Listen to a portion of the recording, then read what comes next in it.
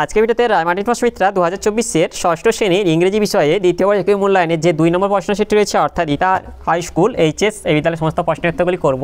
তার আগে তোমরা কেউ যদি আমার চ্যানেলে নতুন হয়ে থাকো তাহলে চ্যানেলটি অবশ্যই সাবস্ক্রাইব করে নেবে। একইটা আছে রিডিং স্কেল, সিনে আছে একে read the following text and answer the question given below. তাহলে আমরা টেক্সটটা পড়ে নেব। There was once a king and he had a queen, they had several children. Alicia was the eldest who looked after the other children. The king was in his private profession under the government.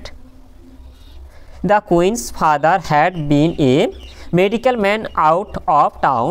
One day the king was going to the office when he stopped at the fishmonger shop. He nodded to buy a pound and a half of salmon which the queen had requested him to send home.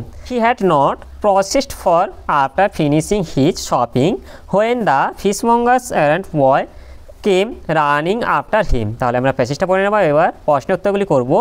এইটির আছে tick the correct alternatives. এটা আছে Alicia looked after, এটা হবে হার brothers and sisters.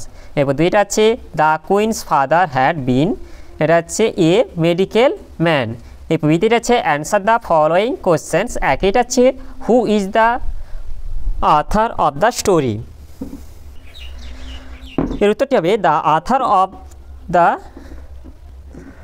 Story is Charles Dickens.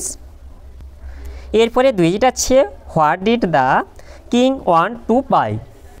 এর উত্তরটি হবে the king wanted to buy a pound and a half of salmon which the queen had requested him to send home.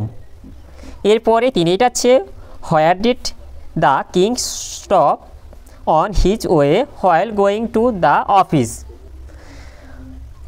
The king stopped at the fishmonger shop on his watch to the office.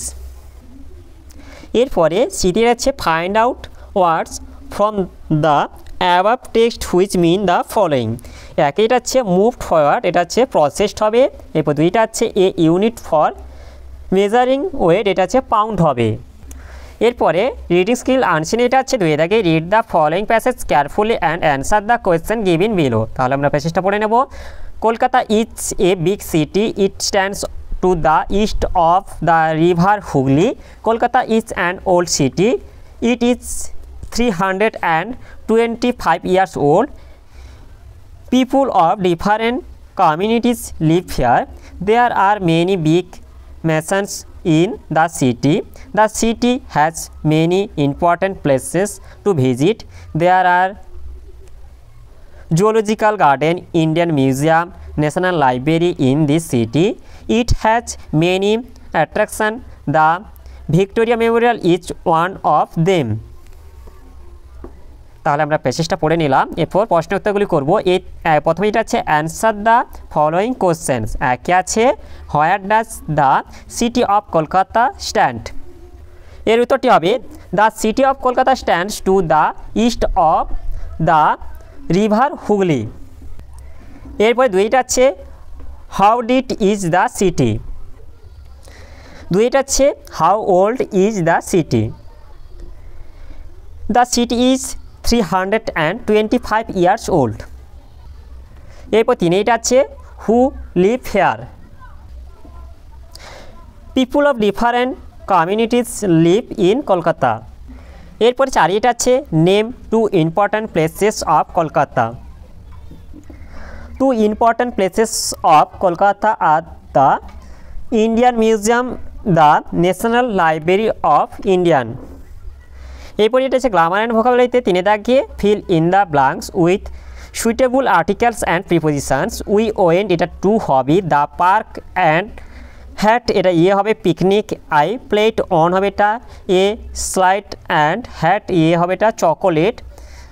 Then we টুক, এটা a walk হবে। এরপর চারিটা আছে identify the types of sentence given below. একইটা আছে can we go দেয়ার, এটা হচ্ছে interrogative sentence হবে। দুইটা আছে হোয়াট ফান দে হ্যাড, এটা হচ্ছে এক্সক্লেমেটরি সেন্টেন্স হবে। এরপর তিনটা আছে সিট ডাউন, এটা হচ্ছে ইম্পারেটিভ সেন্টেন্স হবে। এরপর রাইটিং স্কিল এটা আছে 5 দাগে write a short story in about 60 words using the following hints. এটি আমি তোমাদের কমিউনিটিতে পোস্ট করে দেবো, তোমরা গিয়ে একটু দেখে নেবে।